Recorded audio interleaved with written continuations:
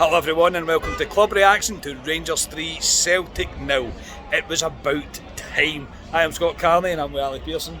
It's about time I come out of Ibrox with a smile on my face. I'm not going to get too carried away, but it's nice to be here talking about a Rangers win. The sun's shining and I'll enjoy the beer garden this afternoon. Yeah, we will. We are at the Viceroy Bar after leaving Ibrox, and today was, I'm not going to stand here and say that I'm going to take home the Rangers have just beat Celtic trophy or anything like that, but today was important, and I think it was more important for the fan base. I think it's injected energy into the fan base and a bit of a belief within the team and the core of the team that might probably stay going into next season.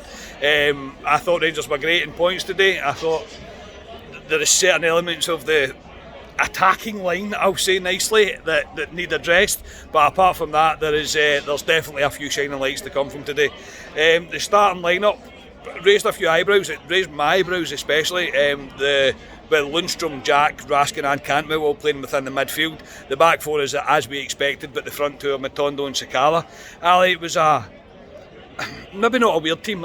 Maybe I suppose after the comments he made about Morelos we shouldn't be shocked that the starting 11 that he named, but to have Lundstrom and Jack both there, I was going, no, I don't know what's happening here.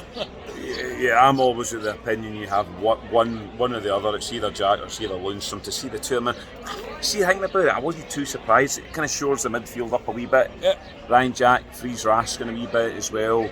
The front line for me kind of picked itself. I've said for day one, I think Ryan said the same, that I want to play Morelos. I know he's our best striker on paper, but you have to play Sakala. He's the only guy we've got. I know he's been god awful recently, but top line didn't surprise me.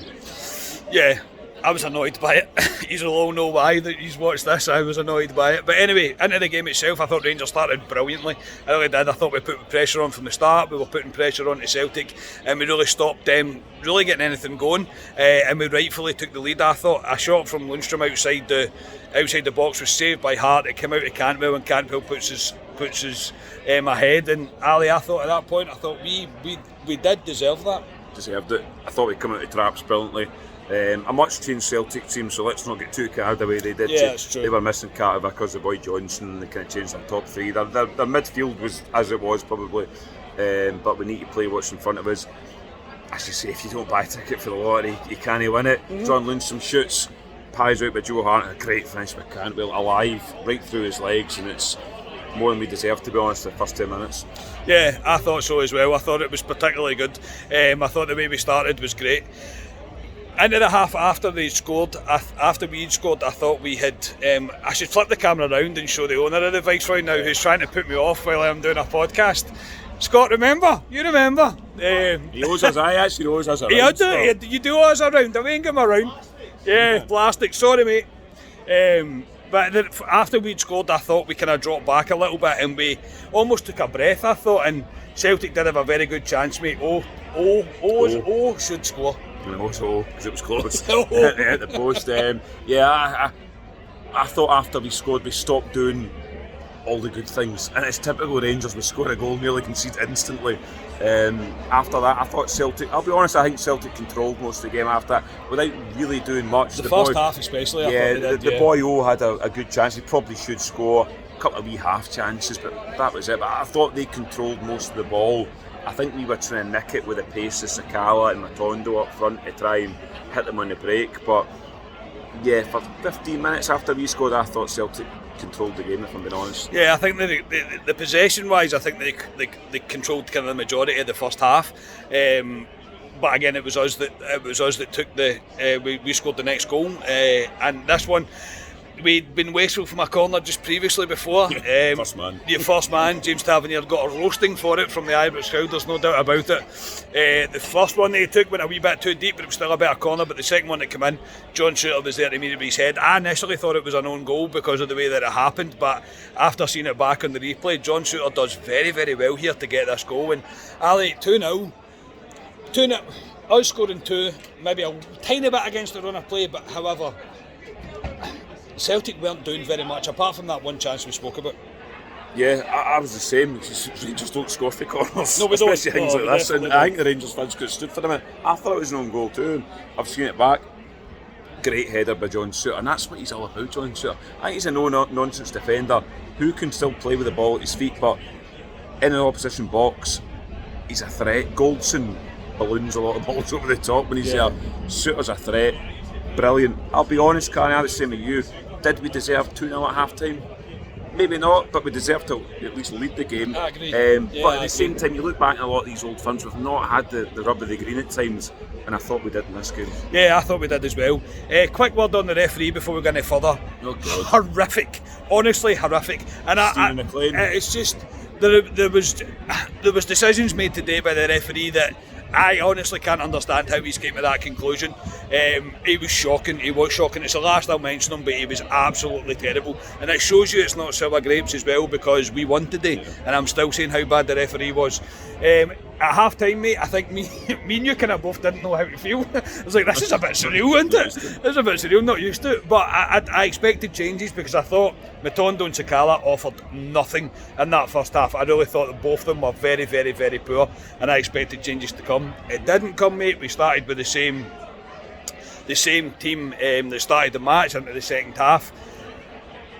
Were you expecting more at half time, did you think? I mean, I know obviously there's always going to be this conversation around Morelos, mate, but I thought the way the game was going, I thought Morelos could probably get a goal here. Yeah, it's set up for Morelos, but I'm at the opinion you don't play Morelos now. The guy's gone. Why play him? I don't see why we play him going forward. I know you've made your mind up in Sakala. I felt for him at times, because he's not a centre forward. We're pinging balls up to him to try and hold the balls in like he's a Morelos, and he ain't a Morelos. So at points I feel sorry for him. Matondo, for me, I'm trying my hardest for Matondo, I really am. But he done nothing today. There's several times he has a ball and he could drive and he doesn't do it, and I just don't think he's got the heart to be at Rangers. You need the heart to be at Rangers, and there's one man you'll come on to who I think has the heart to be at Rangers. He doesn't for me. I would have brought Scott Wright on. I know you'll come on who come on, but I'm really surprised he stuck with it, to be honest, because we were doing alright at that point, but we missed a focal point up front today. Yeah. We really missed somebody, and it just shows we're no Kamaru, no Cholak, and Morelos who's gone. There's three strikers that we don't have, and you're relying on Sakala, who for me isn't a striker. Yeah, I agree. I thought the midfield, the defence, I thought were solid today. I thought our top line really, really struggled. I really do. I didn't think we were great at all. Matondo offered nothing for me. He was very, very, very poor. And it's his time to take this opportunity that he's getting, and he's not taking it. That's 2 games in a row that you're not doing anything to convince me otherwise that what I initially thought of you is true. However, mate, Cantwell does terrific as he did the entire match, but I'll come back to him. To win the ball in Celtic's half off 2 Celtic defenders, I think it was. Sakala ran through. My heart was in my mouth, mate, because I thought, please, just for once, do what you're meant to do as a striker and go round the keeper. He did, and he just slipped it into the near post, mate, to make it 3-0. And at that point, mate, it was game, set and match. Yeah, Cantwell does brilliantly. Sakala breaks forward. I actually thought he was going to square it back to Cantwell. Cantwell might I thought he was going to miss everything. Might add a tap in. He goes round Joe Hart. I think the whole Ibrox is going. Hold them. Everybody hold them. Everybody literally held their breath. He's going to hit the side net, and he didn't connect with it brilliantly, but it went in the back of the net, and it's a goal for Sakala. And I thought he tried to do Sakala. He's limited. We all know he's limited, but at the end of the day, he's got another goal against Celtic. He scored against Celtic before, and that's another goal. And as you see, Carney, 3-0. Game, set, match for me, and I was very surprised. Somebody told me we'd be 3-0 up at that point. I would never believed you. I wouldn't have either. But Rangers really did control the rest of the game. Celtic, I'm not going to lie, they kind of chucked it after 3-0. Yeah, they made a lot of changes. We made a lot of changes. Hadji come on, Arfield come on, Lovelace come on, Lowry come on as well. But really from there, Rangers were really in control of the game. And we easily see it out, and it's a 3-0 win. Look, I'm not going to stand here and pretend that everything's all fine in the Rose Garden, because it isn't. There's still changes that need to happen. But today was important for Beale and his longevity of Beale's career. He had to win today. And he didn't only win today, he won convincingly today, and it was a clean sheet as well. That's very important to me. The clean sheet's probably more important than anything else, because we all know Celtic have been scoring for fun. But before we finish up, mate, Todd Cantwell is a level above right now. I am honestly, I'm worried that somebody's going to take him away from us. He is. Just before I talk about Todd Cantwell, I'd like to give a shout out to Robin McCrory and the Rangers definitely, goal. yes. I thought he was brilliant, and he's really He's given Beale a headache, but a good headache in terms of number one Rangers goalkeeper going forward next season. I thought he was brilliant.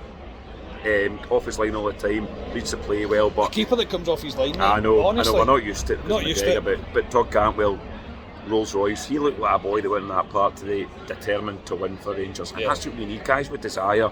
I thought he showed everything that should be about a Rangers player. He made a great save in the second half as well. Yeah, winning balls. The guy's a baller, he is. And if we can build a team around him, we've got a right good chance next season with the league and in Europe as well. Yeah, it was. It's pleasing. It is pleasing. It's different. The beers taste different as well once you leave a game like that, because it gives you a wee bit of hope. It gives you a wee bit of optimism going forward. Ultimately, it doesn't mean very much. Okay, we've cut a gap to a league that we can't win, but it was more important for the fan base, I think, today, and it was more important for Beale as well to get that duck broken, and he has done that. So, Ali, I'm not even going to ask you for a man of the match. Quickly before we do, is Raskin as well. Seeing the second half, tremendous, honestly, absolutely brilliant. Just nicking balls. Yeah, breaking up play. He was brilliant, absolutely fantastic. But man of the match all day long for both of us is Todd Cantwell. There is no doubt. Yeah. Right. Not much more I can say about Todd Cantwell. He's tremendous. I mean, he's been man of the match at Ibrox most games, let's be honest. Yeah. Today, I think he went up a level. He showed. When I first heard we were bringing Todd Cantwell in, I didn't think he had this bit of dig about him, and he does. Lee was sitting down the Govan front, and he can hear players, and he's winding them up, and I like that. We should have players like that. Barry Ferguson type. He's got it, and we need to build a team around this boy for next season. Absolutely no doubt. I say my biggest fear is that somebody will take him away from us, because he's a tremendous signing. I really do everything about him. That's a good thing, because it means we're bringing in decent quality. I know. That's the whole model we need to live to. Yeah. Unfortunately, we might love a Todd Cantwell, but we need to move him on at the right time. Hopefully, not for a couple of seasons, but it's a positive going forward. Definitely. So I hope you enjoy the rest of your weekend. We are certainly going to enjoy the rest of our Saturday. Ali, thank you very much, mate. No problem. The sun is out and I will enjoy my beers. We will. We are Club at 22, the Rangers podcast. We are the people, and on to next season we go. Cheers, everybody.